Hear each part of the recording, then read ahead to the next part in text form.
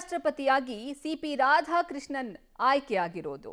NDA ಮೈತ್ರಿಕೂಟದ ಅಭ್ಯರ್ಥಿಗೆ ಗೆಲುವು ಲಭಿಸಿದೆ.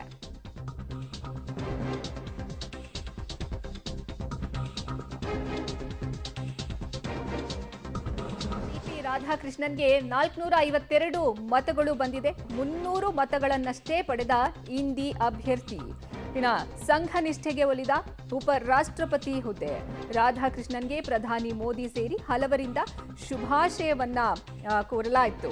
ಉಪರಾಷ್ಟ್ರಪತಿಯಾಗಿ ಸಿಪಿ ರಾಧಾಕೃಷ್ಣನ್ ಅವರು ಆಯ್ಕೆಯಾಗಿದ್ದಾರೆ. ಎನ್ಡಿಎ ಮೈತ್ರಿಕೂಟದ ಅಭ್ಯರ್ಥಿಗೆ ಗೆಲುವು ಲಭಿಸಿದೆ. ಸಿಪಿ ರಾಧಾಕೃಷ್ಣನ್ಗೆ 452 ಮತಗಳು ಲಭ್ಯ ಆಗಿದ್ರೆ ಇಂಡಿ ಕೂಟದ ಅಭ್ಯರ್ಥಿ ಅವರಿಗೆ 300 ಮತಗಳು ಸಿಕ್ಕಿದೆ. ಸಂಘ ನಿಷ್ಠೆಗೆ ಒಲಿದ ಉಪರಾಷ್ಟ್ರಪತಿ ಹುದ್ದೆ. ಈ ಬಗ್ಗೆ ಹೆಚ್ಚಿನ ಮಾಹಿತಿ ನೀಡ್ತಾರೆ. ಉಪರಾಷ್ಟ್ರಪತಿಯಾಗಿ ಸಿಪಿ ರಾಧಾಕೃಷ್ಣನ್ ಅವರು ಆಯ್ಕೆಯಾಗಿದ್ದಾರೆ. ಪ್ರಧಾನಿ ಮೋದಿ ಸೇರಿದಂತೆ ಹಲವರು ಅವರನ್ನ ಭೇಟಿ ಮಾಡಿ ಶುಭಾಶಯವನ್ನ ಕೋರಿದ್ರು. ಸಂಘ ನಿಷ್ಠೆಗೆ ಒಲಿದಂತಹ ಉಪರಾಷ್ಟ್ರಪತಿ ಹುದ್ದೆ ಇದು ಅಂತಾನೆ ಹೇಳಬಹುದು. ಇಂಡಿ ಕೂಟದ ಅಭ್ಯರ್ಥಿ 300 ಮತಗಳನ್ನ ಪಡ್ಕೊಂಡ್ರೆ ಸಿಪಿ ರಾಧಾಕೃಷ್ಣನ್ ಅವರಿಗೆ 452 ಮತಗಳು ಲಭಿಸಿದೆ. ಎನ್ಡಿಎ ಮೈತ್ರಿಕೂಟದ ಅಭ್ಯರ್ಥಿಯಾಗಿದ್ದಂತಹ ಸಿಪಿ ರಾಧಾಕೃಷ್ಣನ್ ಅವರು ಇದೀಗ ಉಪರಾಷ್ಟ್ರಪತಿಯಾಗಿ ಆಯ್ಕೆಯಾಗಿದ್ದಾರೆ. ಪ್ರಸ್ತುತ ಅವರು ಮಹಾರಾಷ್ಟ್ರದ ಗವರ್ನರ್ ಆಗಿ ಸೇವೆಯನ್ನ ಸಲ್ಲಿಸ್ತಾ ಇದ್ದಾರೆ. ಇದೀಗ ಉಪರಾಷ್ಟ್ರಪತಿಯಾಗಿ ಆಯ್ಕೆಯಾಗಿದ್ದಾರೆ.